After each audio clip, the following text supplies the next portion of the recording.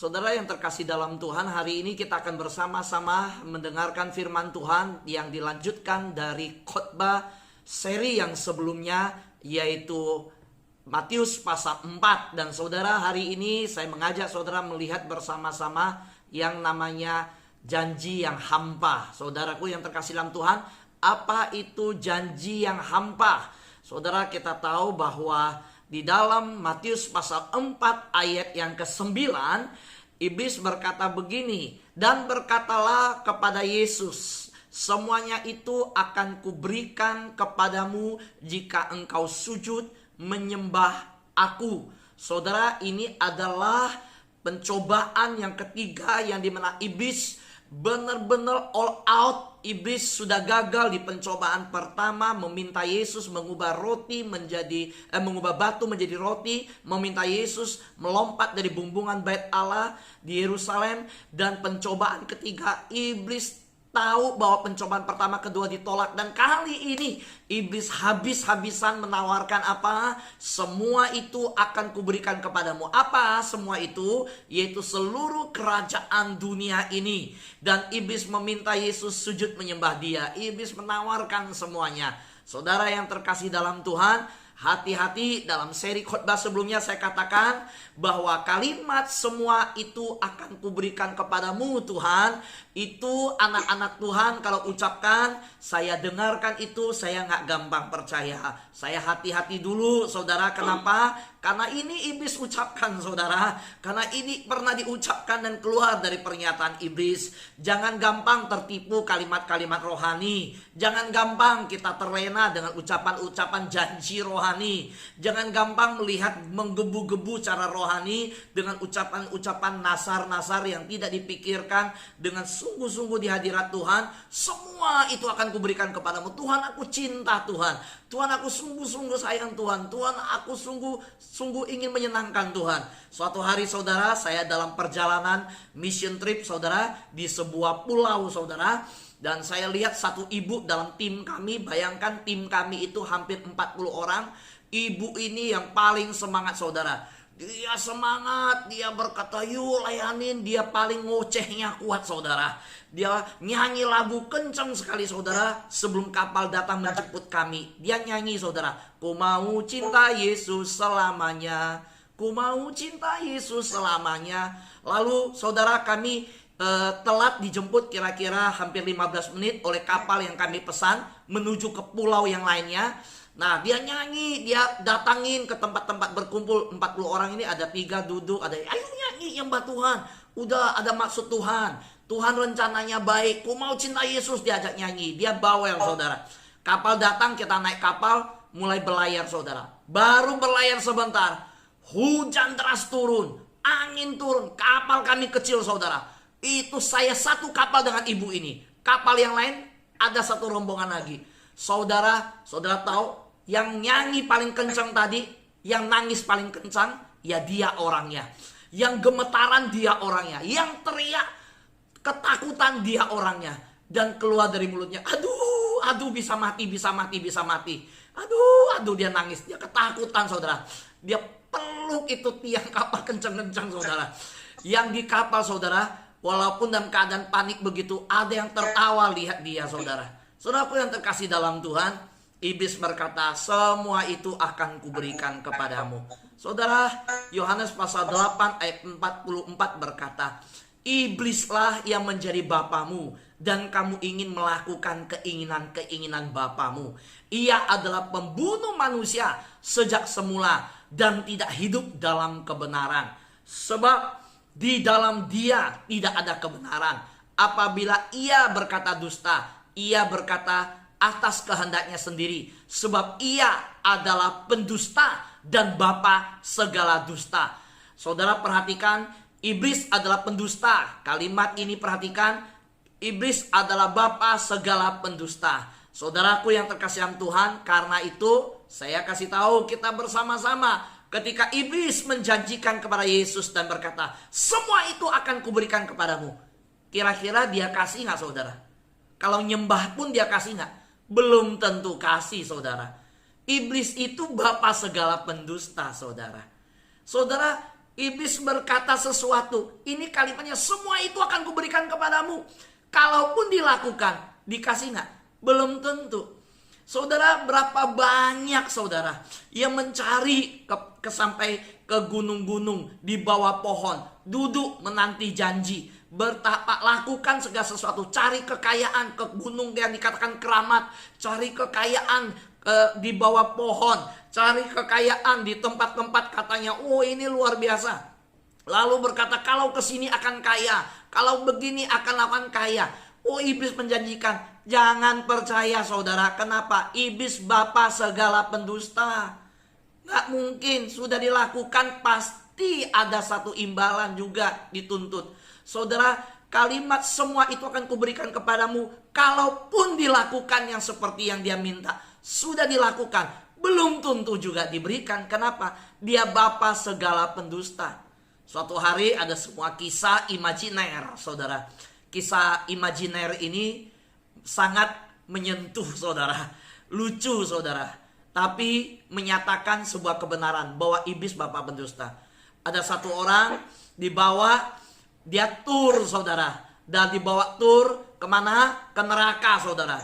Waktu dia turun ke neraka, dia lihat ada penjual bakmi, ada mall saudara, ada mobil lalu lalang, kehidupan di sana. Waduh saudara, di mana di situ saudara ada kerumunan ramai saudara, ada tempat wisata. Dia bingung, di dunia dia hidup dengar neraka itu siksaan, neraka itu api neraka, gertak gigi terdengar, ulat-ulat memakan tubuh, engkau dibakar tetapi tidak merasakan, tidak akan mati tetapi merasakan kesakitan. Tempat yang paling gelap, di sana terjadi siksaan dan gertak gigi. Tapi ketika dia melihat sampai di sana, dibawa saudara oleh iblis, dilihat, waduh, ini neraka nggak seperti yang dikatakan di dunia. Dia kembali lagi ke dunia, dia hidup sembarangan, dia hidup berdosa, dia tidak taat kehendak Bapa. Ketika dia meninggal, dibawa ke neraka, dia kaget saudara. Dia dengar dari jauh suara teriakan, ketakutan, saudara, kepanasan saudara.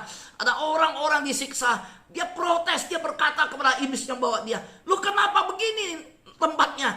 Dulu saya datang nggak begini. Dan iblis menjawab, oh itu dulu waktu kamu datang, itu neraka lagi promosi buat kamu, lagi basar, itu lagi promosi itu. Ya, kalau ini promosinya itu supaya kamu masuk, sekarang udah nggak promosi itu. Saudara, dia kaget. Saudara, Yohanes pasal 8:44 berkata, iblis adalah pendusta, bapa segala dusta. Jangan percaya apa yang ditawarkan saudara. Saudara, Matius pasal 26 ayat 15 dan 16 kita tahu bahwa Yesus menyatakan, ia berkata, apa yang hendak kamu berikan kepadaku supaya di dalam kalimat ini saudara adalah percakapan menyerahkan Yesus, ya. Yudas berkata, apa yang hendak kamu berikan kepadaku supaya aku menyerahkan dia kepada kamu. Mereka membayar 30 uang perak kepada Yudas, dan mulai saat itu Yudas mencari kesempatan yang baik untuk menyerahkan Yesus. Perhatikan kalimat orang yang berkhianat. Perhatikan orang yang ngikut Yesus, rohaninya adalah penipu dangkal rohaninya. Lihat orang yang ikut Yesus 3,5 tahun, tetapi cuma di kulit saja, nggak sungguh-sungguh ikut Tuhan. Apa yang dikatakan dari mulut orang yang berkhianat, dari mulut orang yang menipu, dari mulut seorang yang iblis adalah bapaknya. Kalimatnya begini, apa yang hendak kamu berikan kepadaku supaya aku menyerahkan dia kepadamu. Saudara, yang ngikut Tuhan itu gak semuanya sungguh-sungguh. Manusia itu cuma lihat di kulit, tapi Tuhan lihat sampai ke hati. Saudara, Tuhan berkata sendiri, Tuhan pencipta langit bumi menyatakan perkataan itu. Manusia melihat rupa, tetapi Allah melihat ke hati. Nah, maka lihat, Yudas ini seorang pelayan, murid Yesus saudara, bayangkan. Dan saudara lihat kalimat dari seorang yang mau jual Yesus. Kalimat seorang yang menginginkan hanya kesejahteraan. menginginkan dirinya sendiri untuk dipuaskan. Saudara, apa yang diucapkan? Apa yang hendak kamu berikan kepadaku? Selalu ada timbal balik. Selalu ada permintaan pertukaran. Maka lihat di ayat tadi Matius pasal 4. Waktu iblis bilang, semua akan kuberikan kepadamu. Yakin iblis kasih. Bapak pendusta, kalau dia kasih pasti ada minta imbalan.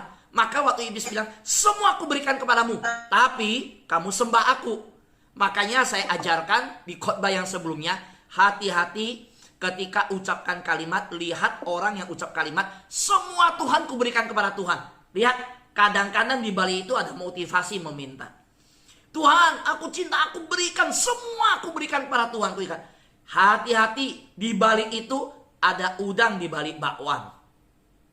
Saudara terkasih yang Tuhan, kalau kita lihat kalimat iblis, semua aku berikan kepadamu, lalu minta Yesus menyembah dia. Kalimat Yudas, ini kalimat dari orang yang hatinya penuh dengan tipu muslihat iblis. Apa yang hendak kamu berikan kepadaku, supaya aku serahkan dia. Saudara, seorang yang hari ini dipakai menjadi hamba Tuhan, saya kenal hidupnya. Dulu dia dari seorang yang hidup dari dunia gelap. Dulu orang datang kepada dia, dari jauh dia udah tahu orang ini lahir tanggal berapa, anaknya berapa, pernah operasi tahun berapa, perutnya dijahit berapa jahitan, tahun berapa pernah kecelakaan. Dia bisa lihat semuanya. Saudara, maka orang ngantri di tempat dia, saudara. Ngantri, saudara. Dia menjadi orang yang paling dicari di tahun 80-an. Orang kalau lakukan sesuatu datang kepada dia. Waktu datang dia bilang, semalam istrimu tidur di sini, kamu tidur di sini. Dia bisa lihat. Kaget. Orang datang kalau di tempat yang namanya medis umum, datang kan di depan pendaftaran tulis nama, tanggal lahir. Di depan tulis dulu. Kalau sama dia, nggak usah. Lu masuk, nggak usah tulis. Dia yang ngomong. Kamu lahir tahun begini, lahirnya di tempat mana. Lalu wah, orang mulai percaya ngikut. Lalu ketika orang ini dia bertobat percaya Yesus jadi hamba Tuhan, dia bongkar semua. Dia katakan apa? Iblis tidak pernah kasih cuma-cuma. Iblis minta imbalan. Dan dia sampaikan, saya yang punya ilmu seperti ini, yang melihat semuanya dengan jelas segala macam. Anak saya yang perempuan di Hong Kong, telinganya tuli, nggak bisa dengar, bisu. Anak yang satu lagi jadi tumbal, kecelakaan. Saudara, iblis tidak pernah kasih gratis. Maka lihat kalimat dari Yudas. Ini bapak, yang bapaknya itu iblis, yang jual Yesus. Dia bilang apa? Ya begini, kalau mau kasih sesuatu, supaya aku serahkan dia, kamu kasih apa? Saudara yang terkasih dalam Tuhan, maka saya ingin kita sungguh-sungguh menyadari bahwa janji iblis, janji yang hampa.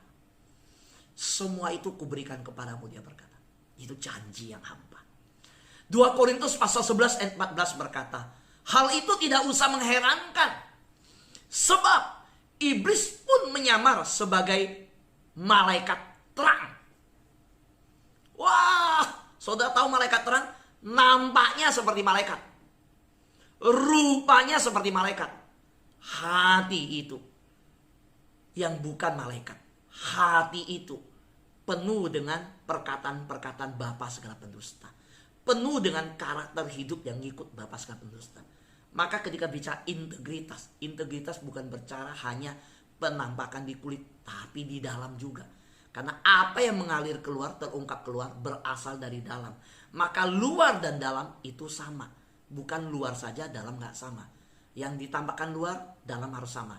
Kalau bicara ada isi, luar juga nampakkan sama. Itulah anak Tuhan. Gak usah heran. Ya, iblis bapa segala pendusta. Jadi kalau saya katakan tadi ada tumbal, janjinya palsu, ya gak heran. Tapi ini baik loh. Ini baik kelihatan. Oh ya memang. Untuk bisa dapat harus baik. Saudara, untuk bisa menawarkan dan menggiurkan, menarik, itu harus baik tampaknya. Maka saudara, hati-hati. Kita harus tahu dari pencobaan Yesus apa yang terjadi. Saudara, Korintus berkata gak usah heran. Ya, iblis menyamar sebagai malaikat terang. Nah, kenapa saya katakan janji palsu? Perhatikan ya pernyataan Alkitab. Saudara, Yohanes pasal 13 ayat 3. Yesus tahu bahwa Bapaknya telah menyerahkan segala sesuatu kepadanya. Dan bahwa ia datang dari Allah dan kembali kepada Allah. Perhatikan kalimat. Yesus tahu bahwa Bapaknya telah menyerahkan segalanya, sesuatunya kepadanya. Jadi kalau iblis berkata bahwa semua itu kuberikan kepadamu, itu bohong. Kenapa? Karena Yesus tahu yang menyerahkan segala sesuatu kepadanya itu Bapa sudah kasihkan. Bukan dari iblis. Bapa yang sudah kasihkan semuanya. Nah, lihat ya, janji palsu dari iblis. Saudara lihat, yang kedua, bukan janji palsu, klaim yang palsu. Klaim yang palsu. Yohanes pasal 13 ayat 3. Bapa udah kasihkan kan semua kan tadi saya katakan. Maka saya katakan itu klaim palsu. Pertama, janji yang palsu. Kedua, klaim yang palsu. Bukti ayatnya, saudara lihat. Yesus tahu semua udah diserahkan. Kalau janji yang palsu, kita tahu iblis menyamar jadi malaikat terang. Karena itu saudara, saya mau ingatkan sekali lagi bahwa Wahyu pasal 15 ayat 3 jelas berkata bahwa dan mereka menyanyikan nyanyian Musa, hamba Allah, dan nyanyian anak domba Allah. Bunyinya, besar dan ajaib segala pekerjaanmu ya Tuhan, Allah yang maha kuasa. Adil dan benar segala jalanmu, ya Raja segala bangsa. So lihat, siapa yang memiliki bangsa-bangsa? Iblis berkata, kamu sujud menyembah aku, semua kerajaan dunia kuberikan kepadamu. Saudara tahu, Wahyu pasal 15 ayat 3 berkata, segala bangsa-bangsa itu adalah milik anak domba Allah. Saudara, sekali lagi, hati-hati dengan janji iblis. Janji iblis adalah janji yang palsu. Ketika berkata, di sini bisa bikin kaya, di sini akan menjanjikan kaya, di sini tempat keramat, di sini kamu lakukan ini bisa dapat. Itu semua janji yang hampa. Loh, tapi benar ada yang ngalamin. Dapat ketika di bawah pohon ini dia dapat jadi kaya. Ketika di bawah pohon ini, di bawah gunung ini dia jadi kaya. Ketika di depan batu ini jadi kaya. Ketika dia lakukan ini. Saudara, saya mau berkata bukan hanya pohon, batu, dan gunung. Termasuk ketika meninggalkan Tuhan. Hati-hati. Ada banyak orang tidak melakukan Matius pasal 6 ayat 33. Dahulukan kerajaan Allah kebenarannya, yang lain ditambahkan kepadamu. Sibuk terus. Sibuk terus sepanjang hari. Saudara, hati-hati. Kemarin saya teleponan dengan seorang penyanyi rohani. Ada lagu baru saya yang akan disiarkan, ditayangkan perdana. Lagu yang saya nyanyikan lagu yang ke-9. Akan ditayangkan perdana tanggal 5 Maret di salah satu recording musik yang besar di Indonesia. Lalu saya pakai satu kesempatan bicara dengan seorang penyanyi rohani. Dia berkata apa? Semasa pandemi ini saya belajar sesuatu dari Tuhan. 11 bulan saya dididik, dibentuk oleh Tuhan menyadari. Dulu saya sibuk, jadwal saya padat, diundang ke sana ke sini nyanyi. Setiap gereja ulang tahun, berapa banyak gereja di Indonesia ulang tahun, saya diundang nyanyi. Tetapi setelah masa pandemi ini, saya di rumah, saya nggak berkegiatan apa-apa, nggak lakukan. Dia punya 3 anak, lalu ada 2 anak remaja, anak yang di PHK, tidak kerja, sedang tinggal di rumah. Saya melihat anak saya awalnya stres karena di PHK, tinggal di rumah, nggak kemana-mana. Tetapi saya menyadari 11 bulan yang terjadi, saya baru sadar. Dulu saya kehilangan banyak waktu dengan anak saya. Saya menghilangkan banyak waktu berbicara, ngobrol dengan anak saya. Saya sibuk di dalam pelayanan, tapi saya tidak menghargai anugerah Tuhan yang memberikan anak-anak. Anak-anak saya tumbuh dewasa, tidak kenal saya siapa. Ketika di rumah, saya kaget, anak saya kaget. Sama-sama terus di rumah. Awalnya stres, crash, banyak persoalan, banyak pertentangan. Tetapi akhirnya lewat pergumulan di hadapan Tuhan. Saya bersyukur dengan kejadian COVID dalam 11 bulan di awal yang saya jalani, Tuhan mengembalikan saya kepada anak-anak saya. Tuhan mengembalikan anak-anak saya kepada saya. Saudara, lihat, seolah-olah pelayanan begitu luar biasa hebat, justru kehilangan waktu dengan anak-anak. Dan lebih mengejutkan, saya dia berkata apa? Kehilangan waktu untuk melayani anak dan juga mama yang di rumah. Saudara yang terkasih yang Tuhan, di dalam telepon dia menangis. Saya kaget. Dia berkata, saya bersyukur Tuhan membentuk saya melalui kejadian COVID ini. Saya tahu Tuhan baik bagi saya. Kalau tidak, saya pikir saya malaikat. Wah, dalam pelayanan itu udah hebat melayani orang. Di rumah saya lupa bersekutu sama Tuhan. Justru di rumah pagi-pagi sekarang saya bangun pagi membacakan Alkitab untuk mama saya yang umur 96 tahun. Saya melayani orang tua di luar, saya lupa layani orang tua di dalam. Sekarang saya layani orang tua di dalam. Saudara yang terkasih yang Tuhan, kita belajar hati-hati tentang klaim yang palsu. Iblis berani klaim, semua aku berikan kepadamu.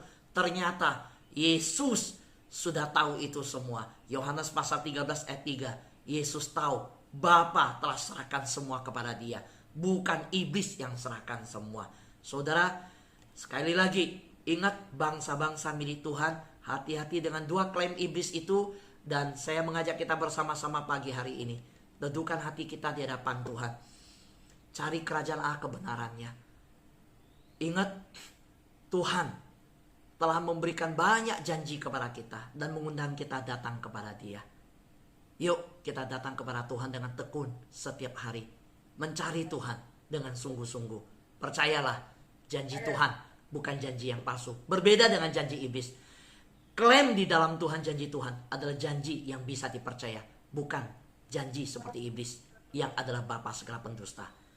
Yesus Kristus memberkati kita semua. Amin.